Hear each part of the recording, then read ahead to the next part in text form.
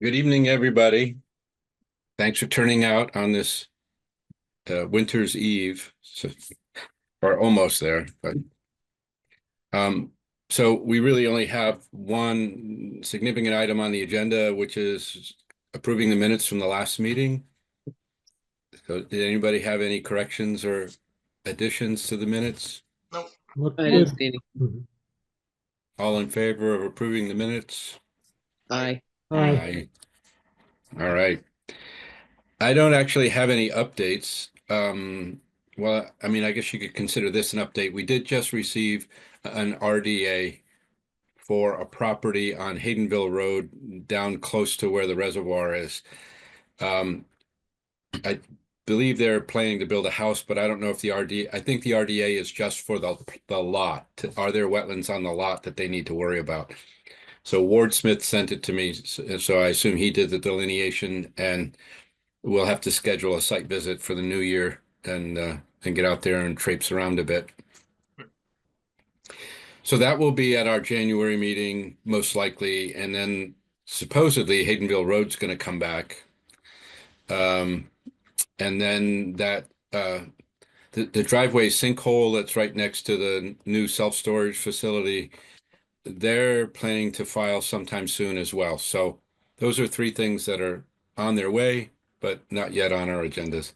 Okay. And I'm sorry, Any, where is the RDA? it's it's sort of like it's where you pass straight roads and you're heading I think you're starting downhill towards the reservoir, then it's sort of up to the right, and there's a wetland right along the side of the road on the right-hand side as you're going towards Haydenville. And the idea is that will they have to cross a wetland is one of the questions. Is there a stream there is another. If so, it'd be probably intermittent. And then they wondered if there was any wetlands higher up on the site where they are planning to build a house. So it's on the right-hand side as you're going towards Haydenville? Yep. Yeah. And it's right where when you get that triangle there with Straits Road and Weber Road Do you and mean Strip Road? Strip road, yeah. Strip Road, sorry. Yeah. Where you have the wetlands on the opposite side from those roads. At this Yeah. point, I don't know if Haydenville Road is going north-south or whether it's still east-west at that point, but those wetlands, it's right around where those wetlands cross the road and then Yep. switch to the other side. Yep. Yep. So that's the general area of it, and it's an undeveloped lot at this point. So Yeah. The lot's been for sale for years now. yeah. Mm. Mm. Yeah, somebody had written to me about it, asking, about, it could somebody build on it? What would the requirements be? I had quite a back and forth, I think, with a prospective owner. They wanted to be satisfied that they would be able to build, and I just said, here's what I see on the maps, but you can't say for sure until you get somebody out there to walk the rest of the site and determine whether there are other wetlands that are not mapped. Mhm. So that's what they've gone ahead and done. So I guess it's working according to plan. Yep. Yep.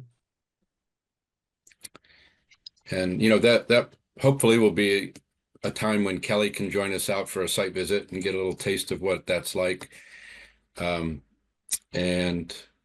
as it turns out, she couldn't be here tonight, but this is a perfect time for her not to be here because we don't need her to write up any minutes, and we don't really need her to provide any insight into some pending filing that we're having to consider.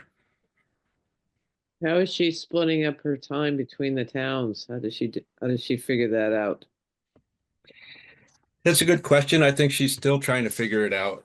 There are some towns that have immediately, asked for her help with stuff. Mm. And then there are others like us, like me, that have sort of waited. And the Williams, she at one point she was sort of saying that she wanted to try to get in touch with I think was Williamsburg, because they haven't asked for anything yet either, and she feels like she needs to try to reach out to towns and balance things out as best she can. Mhm. I told her that there will be time enough in that, in particular, this Haydenville Road project will be one where she'll be able to cut her teeth, reading that thick notice of intent, and then all the supplemental materials we'll have to review. It'll give her an idea of the kind of complex projects where we're likely to ask for help. Do most of the other towns have their meetings around the same times, or is it just vary town to town, Scott? Do you know? I think it varies quite a bit.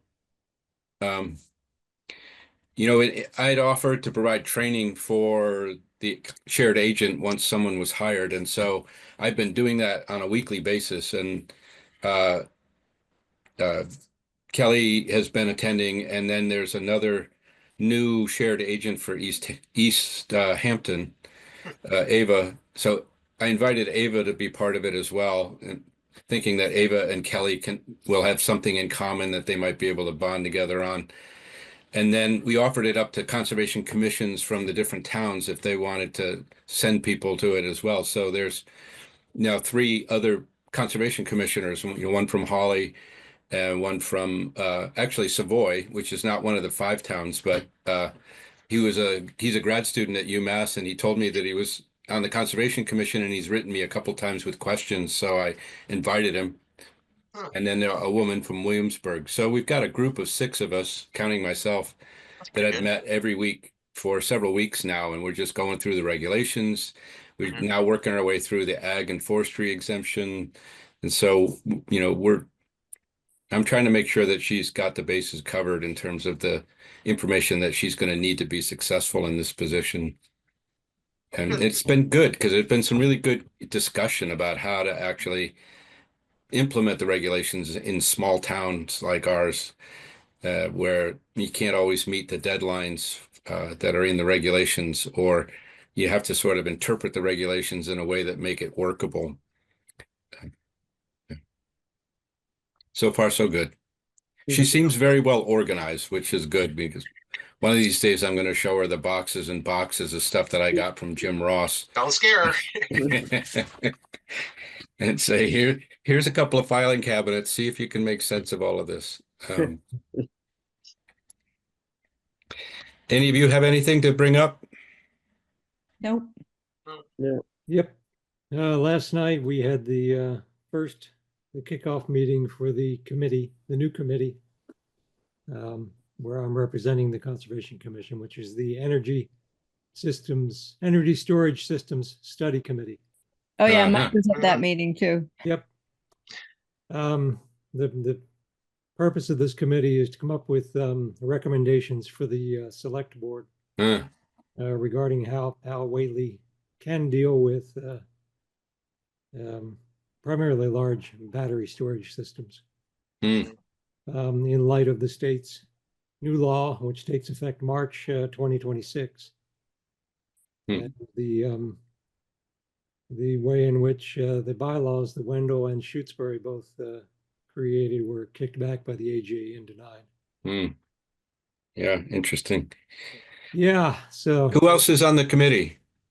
it's Brant from the planning board, Joyce from the select board, Judy Markland, Mike Archibald Mm, From Board of Health. from Board of Health. Yeah, Paul Newland. mhm. I think that covers it. Um, It's a good group. It's a lot of the regulars. That's to be expected. yeah, well, they wanted coverage from Planning Board, Board of Health, Concom. Oh, and Yeah. Doug Coldwell from Community at Large. I Oh, don't know okay. him, the farmer. Hmm. Um, Yeah, I sort of wondered if Chris Kellogg might be on that, get himself on that committee because he seems to be somewhat knowledgeable about storage systems and has some opinions about what's doable and what's not. yeah, well, they went out to the community to find some ad hoc community members, and Judy Markland stepped in because she's interested in it, and she's not on the planning board anymore. Hmm. And Doug Coldwell. So at this point, that was just the kickoff meeting with a tight, tight deadline to complete the meeting because the select board had their meeting coming up on the same Zoom, which was very convenient to have a hard stop on it. Yeah. And we'll meet again January 2nd and have research to do in the interim. So, Scott, I wanted to know if you've heard anything from DEP or MACC, if there's been any conversation or policy or regulation or recommendations. Not that I'm aware of. Okay. Um, I'm going to reach out to Mark Stinson tomorrow and see if he knows anything. And mhm. I'll touch base with MACC also. See what I Yeah. can find out. Yeah, well, next time I meet with the DEP folks in Boston, I meet with them generally every other week, although with the holidays, it's sort of all messed up. But, I can now check with them because they're the policy people around wetland stuff. Mhm. And they might know if another branch of DEP is working on this or not. Yeah, because the big concerns around the safety of these things and the what the state is doing to kind of consolidate permitting with a 12-month hard deadline Hmm. for all permits. And they're leaving smaller systems within the purview of the towns, but the larger systems, really, the state's going to kind of override local in any way they can, I think. Hmm. So, Well, it can override, I guess, municipal bylaws, but they right, won't be overriding the Wetlands Protection Act. So right, we'll at least exactly. have that. Yep. Um, So but I yeah, wonder if there's any move to at this point, I could find nothing in Wetlands Protection Act that specifically addressed battery storage systems. right. Um, Yeah, I don't believe there's a limited project for that. And, they would have to go through regular permitting like all the other, solar facilities that we permitted throughout the process. right.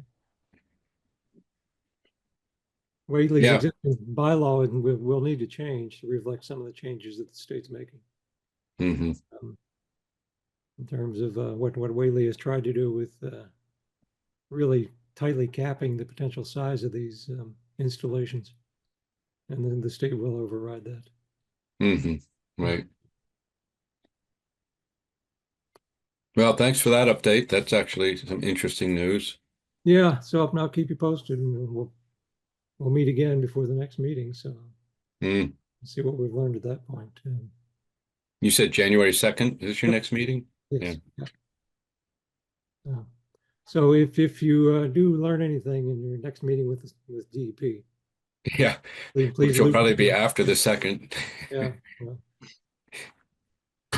But yeah, I mean, I can also just write to them and just see, if they know anything. I can write to David Hilgeman and see what he has to say about it. yeah. 'Cause I would hope that there'd be some response to this new state law, Mm. or at least some acknowledgement of it. And, um, so.